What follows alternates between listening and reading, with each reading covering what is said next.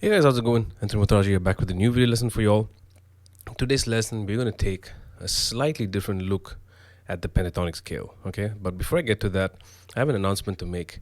So I've decided to go ahead and launch the membership campaign right here on YouTube, okay? For those of you who are already thinking, don't freak out. This doesn't mean the free videos end. I will do my best to post at least one free video a week, if not two or more. All right, so some of the perks that you're going to get if you sign up as a member with a subscription, a monthly fee, is that I will share my practice material with you, what I'm sitting and personally practicing or what I'm working with a particular student, share them in the form of PDF files or image files and or video files as well through the course of the week, every week without fail, and a dedicated monthly live Q&A where I'll answer any and every question that you might have.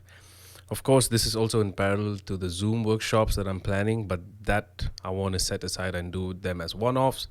I'm contemplating and trying to figure out a whole bunch of things. So if you do have any suggestions or whatever it is, do leave a comment below and let me know what are your thoughts overall. All right. Once again, if you're not going to sign up to be a member, don't freak out.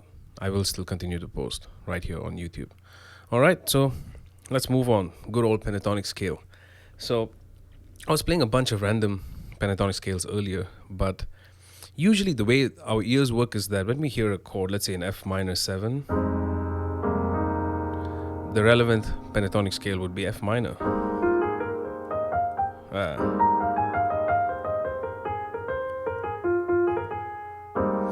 Another version would be to do the pentatonic, minor pentatonic of the second degree, which in this case is G.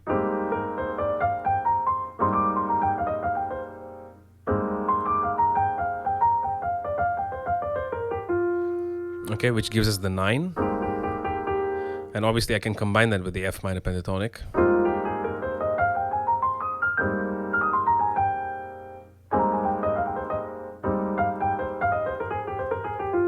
Okay, and then the other version would have the C minor pentatonic.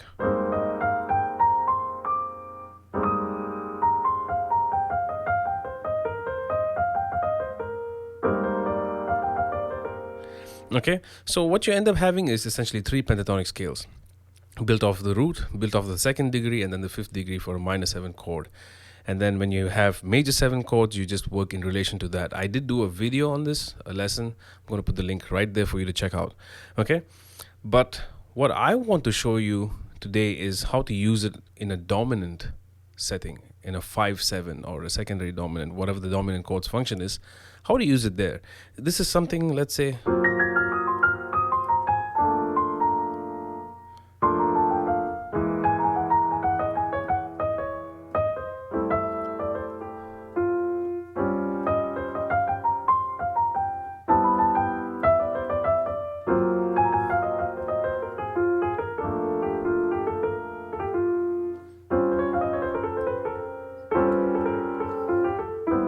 it's hard to play with the bass on my lap, but yeah.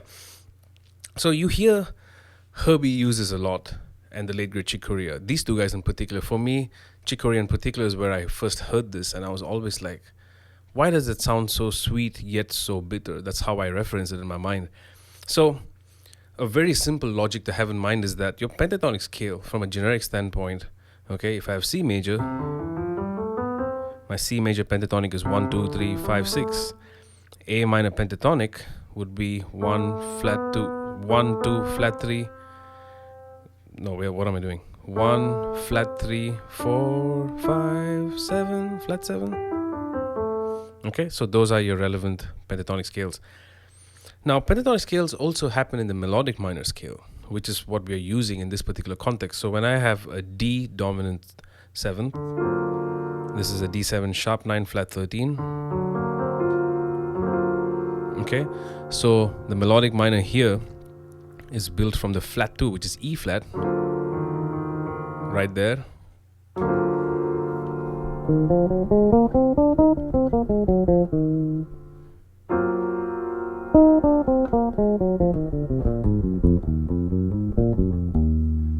Okay, one of the most popular phrases we hear a lot is, which is basically 5 notes up the melodic minor, flat 3 2 1, resolved to the 5 of the minor or major. Okay, regardless of where you resolve it. So within that E flat melodic minor scale, I have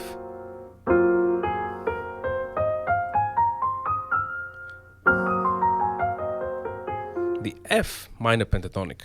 Okay, so if I was to relate that to the dominant 7th, so D7 sharp 9 flat 13, that's the F, so that's a minor third away.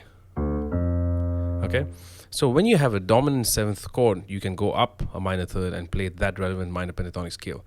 But of course, you don't want to always do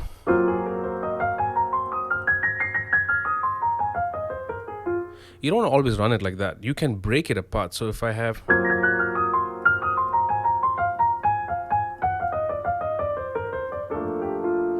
I can incorporate it into my existing ideas. Okay, or if you've never used anything outside of the pentatonic scale, use the melodic minor scale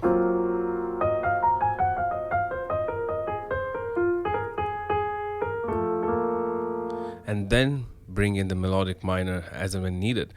So it can work both ways. If you're comfortable with the melodic minor, you add in this pentatonic to just give you that flavor, that boost, which makes it sound a little fresh and a little easy to listen to as well. Because if all I did was versus